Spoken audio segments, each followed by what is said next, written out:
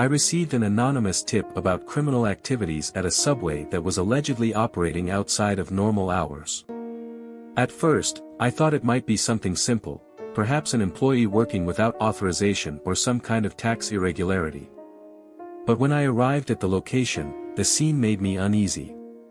The restaurant was completely empty, except for a lone employee behind the counter. He seemed too calm for someone who should have closed the establishment hours ago. His uniform was impeccable, and he smiled as he organized the shelves, as if there was nothing unusual about the situation. When I introduced myself and asked why he was still there so late, his expression didn't change. He just shrugged and said, "Just finishing up a few things." I insisted on seeing the inventory, following basic inspection protocol.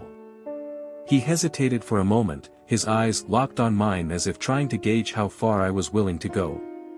After a few tense seconds of silence, he sighed and said, "All right, you can look." He led me to the stockroom, a cramped space filled with boxes of bread, vegetables, and other common ingredients. But something caught my attention, a large metal box locked with a heavy padlock, tucked away in a distant corner. I asked what was inside, and he responded with unsettling calmness, "Special ingredients." That answer immediately put me on edge. "Special ingredients?" I repeated, trying to sound casual while examining the box more closely. It was larger than I expected and seemed out of place among the other supplies. I pressed the employee to open the lock, but he just smiled enigmatically and said, "Do you really want to know?" There was something in his voice, a mix of challenge and amusement, that made me hesitate for a moment. Still, I insisted, asserting my authority. Reluctantly, he pulled a key from his pocket and opened the box, revealing carefully sealed packages of frozen meat. However, something was wrong. The labels weren't from any known suppliers but rather from laboratories, with codes and batch numbers that didn't make sense at first glance. My instincts told me to investigate further, so I collected samples from the packages for later analysis. Meanwhile, I observed the employee out of the corner of my eye. He remained calm, almost indifferent, as if he knew something I didn't yet understand. When I finally announced that he was under arrest on suspicion of illegal activities, he simply smiled, offering no resistance or protest. Just before being taken away by the police, he leaned toward me and whispered, "You'll never find the rest." Those words echoed in my mind throughout the entire drive back to the lab. What exactly had I uncovered? And where was the rest? The analysis results came back faster than I expected, and they were even more disturbing. The frozen meat inside those packages wasn't from any animal commonly used in the food industry. It was processed human tissue. The report was clear and indisputable, but its cold technical language did nothing to diminish the horror I felt reading the words printed on the paper. I returned to the case with renewed urgency, trying to understand how something like this could have happened. The arrested employee seemed to be just a pawn in something much larger. During the interrogation, he maintained that same enigmatic smile, answering all questions with evasive responses or complete silence. When I pressed him about the rest he had mentioned before his arrest, he just chuckled softly and said, "You're already in the game now." My team scoured the restaurant from top to bottom, searching for any clue that might lead to the next step. But the place seemed too clean, as if it had been meticulously prepared to erase any trace. Even the financial records were wiped clean, with no suspicious transactions linking the subway to illegal suppliers or criminal activities. Still, something bothered me. Why would such a small establishment be chosen for something so monstrous? And most importantly, who else was involved? Every time I closed my eyes, I saw that locked box and heard the employee's calm voice saying, "You'll never find the rest." Now I know he was right. I just didn't realize how far it would go. Days later, I started noticing strange things happening around me. My car was found with slashed tires in the middle of the night, with no signs of vandalism or witnesses. At home, I found a note scribbled on the fridge door, "You should have stayed out of it." There was no way anyone could have gotten in, all the doors and windows were locked. The feeling of being watched became constant, as if I were a pawn on a chessboard I couldn't fully see. I began obsessively reviewing every detail of the case, trying to find something I might have missed. But the more I dug, the more questions arose, and the fewer answers I found. Today, I know I'll never uncover the full extent of this dark network. The arrested employee mysteriously vanished from his cell without a trace, and the restaurant was torched a few days later, reduced to ashes before any new evidence could be found. Still, that phrase echoes in my mind whenever I close my eyes, "You'll never find the rest." Whatever it means, I know I'm marked now. And as I try to move on, I can't shake the feeling that there are other places like that subway, maybe even closer than I imagine. Maybe it's only a matter of time before I stumble onto the next one.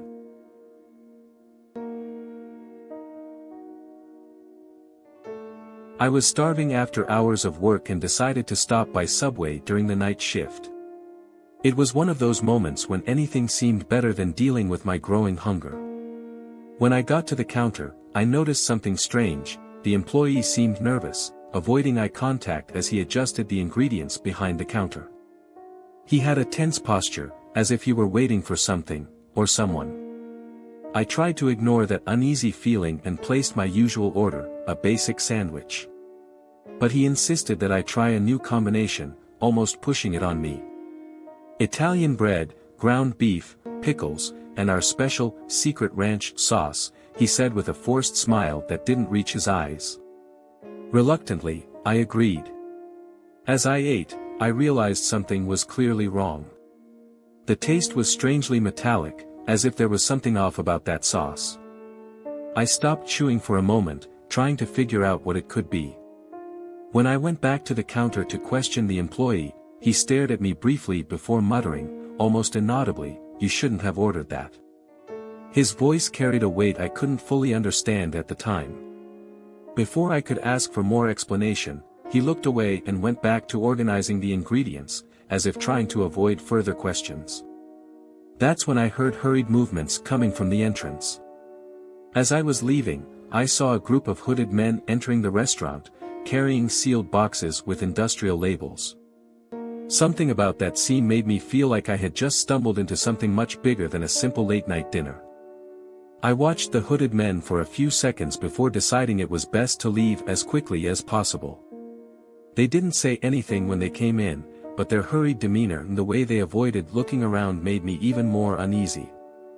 As I passed them on my way out, I felt their heavy stares on me, even though their faces were hidden in the shadows of their hoods. It was as if they knew I was there, and that I had just eaten something I clearly wasn't supposed to touch. The metallic taste of the secret ranch sauce still lingered in my mouth, now accompanied by a bitter taste of regret. I wanted to ask the employee what was going on, but something told me he wouldn't say another word. Days later, I learned from the local news that the Subway was under investigation for using illegal ingredients supplied by a criminal network. The police had uncovered evidence that strange substances were being used in the food, and the restaurant was temporarily shut down. The case drew attention because the substances found weren't just illegal, they were also dangerous. Some of them shouldn't have been in contact with humans at all. As I watched the reports, I realized that the secret ranch sauce I had tried was just the first sign of something far more sinister. Now, every time I think about that metallic taste, I feel like I narrowly escaped, or worse, as if something inside me had changed without me noticing. Since that night, I haven't been able to get Subway off my mind. Every time I think about the strange taste of the sauce, I feel a tightening in my stomach, as if my body is trying to warn me of something my mind doesn't fully understand yet. I started researching more about the case, reading articles and following the police investigations. I discovered that the restaurant was connected to a criminal network supplying illegal ingredients to various establishments. But what really chilled me was an interview with a food safety expert. He mentioned that some of the products found were derived from human sources. The connection between that and the secret ranch sauce was impossible to ignore. Had I consumed something that shouldn't exist? A few days later, I began noticing subtle changes in myself. My skin seemed paler, and I felt an inexplicable weakness, as if something inside my body was different.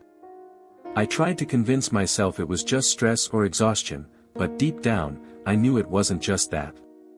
When I passed by the subway again, I noticed the doors were locked, but there was movement inside, shadows moving behind the windows, even in broad daylight. Someone was watching. As I walked away, I found a note taped to the windshield of my car: "You tasted it. Now you're part of it."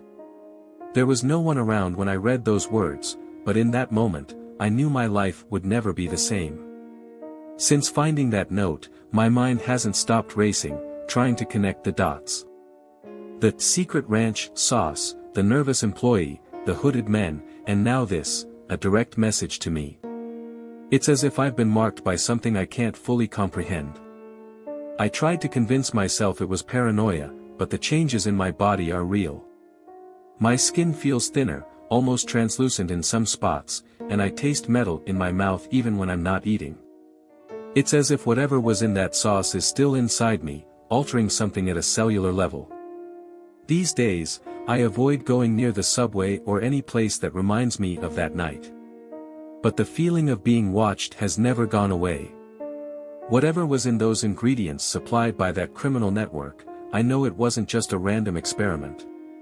They knew who I was before I even walked into that restaurant.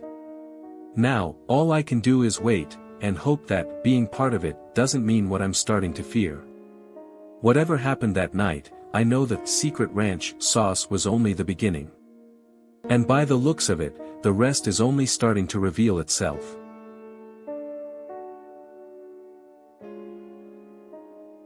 My coworker called in sick last minute, and I was assigned to cover his night shift at Subway. It wasn't something I did often, but I felt calm about it. After all, how hard could it be? When I arrived, I met the temp worker, a quiet man who seemed almost too efficient for the dead of night hours. He barely looked at me as he worked, focused on preparing sandwiches with a precision that was almost robotic. At first, I found his professionalism impressive, but soon I noticed something strange. He always set aside an extra ingredient for himself, a slice of Gouda cheese that I was sure wasn't part of the official inventory. When I asked him about it, trying to sound casual, he just stared at me for a second before responding, with an unsettling coldness: "This isn't for customers." His answer left me uneasy, but I tried not to make too much of it. Maybe it was some kind of quirk or personal privilege, none of my business. However, as the night went on, my curiosity only grew. While we were cleaning the kitchen together, I decided to investigate discreetly. That's when I found a bag hidden behind the refrigerator, almost imperceptible unless you were really looking for it. Inside were packages of industrially processed food labeled with laboratory tags, nothing like the ingredients we usually use there. One of the packages read, "Restricted content, authorized use only in tests." My heart raced as I tried to make sense of what it meant. Before I could confront him, he appeared beside me, as if he already knew what I'd found. With a cold, calculated smile, he said, "You should have gone home when you had the chance." His tone was calm but carried an implicit threat that chilled me to the bone. I wanted to say something, maybe try to justify my curiosity or simply ask for an explanation, but the words seemed stuck in my throat. He didn't make any sudden moves, but his unwavering gaze was enough to leave me completely paralyzed. After a few seconds that felt like an eternity, he picked up the bag with the packages and stashed it back behind the refrigerator, as if it were a routine task. "It's none of your concern," he said, still smiling, before returning to work as if nothing had happened. But I knew this wasn't normal, and that I had probably just crossed an invisible line. I tried to focus on the rest of the shift, but every move he made me increasingly uncomfortable. He continued preparing sandwiches with the same eerie efficiency, but now I noticed small, strange details: the way he carefully set aside that slice of Gouda, as if it were precious, the quick glances he cast toward the back door, as if he were waiting for someone, or something. When our shift finally ended, he gave me a casual nod and left without saying another word. I was alone in the kitchen, trying to process everything that had happened. Before leaving, I decided to take one last look at that hidden bag. It was still there, but this time it contained something new, a handwritten note in thick, distorted letters: "You never should have touched this." That message left me completely frozen. You never should have touched this. The words burned in my mind as I held the note, trying to understand what it meant.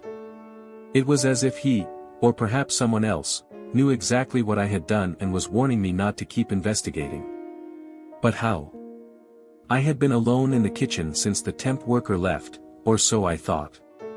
The feeling of being watched came rushing back with full force, as if invisible eyes were fixed on me. I put the note back in the bag, trembling, and tried to convince myself it was just a bizarre coincidence. But something deep inside me screamed that this was only the beginning. The next day, I decided to look for answers. I went to the subway management and told them what I had found, but they denied any knowledge of the packages or the temp worker. "We don't have anyone registered with that description working with us," the manager said, visibly uncomfortable. When I pressed further, he gave me a tense look and muttered, "If I were you, I'd forget about it. Some ingredients come from places it's better not to ask about." His words only heightened my fear. I returned to the restaurant later, determined to find out more, but the bag was gone. All that remained was a damp trail on the floor where it had been hidden, and the certainty that I had just stepped into something far bigger and more dangerous than I could have imagined. Since then, I can't get that night out of my head. Every time I walk past the subway, I feel like I'm being watched, even when there's no one around. I've started noticing small, strange details too: customers who seem normal at first glance, but always order something unusual, like an extra slice of Gouda, or special sauce. They never look directly at me, but I know they're there. I researched the lab-labeled packages, but all I found were obscure forums and conspiracy theories about secret food companies conducting illegal tests on food products. Nothing conclusive, but enough to leave me even more unsettled. These days, I try to go on with my normal life, but those words, "You never should have touched this," echo in my mind like a constant warning. Whatever was in that bag, I know it wasn't meant for ordinary people. The temp worker knew that, and now I do too. The only difference is that he chose to stay silent. Me? I'm not sure if I'll have that option. Sometimes, I taste something strange in my mouth, like a metallic residue that won't go away, and I wonder if that night left marks that go beyond what I can see. Maybe the real danger isn't in what I've discovered, but in what I'm yet to uncover. And, by the looks of it, there's no turning back.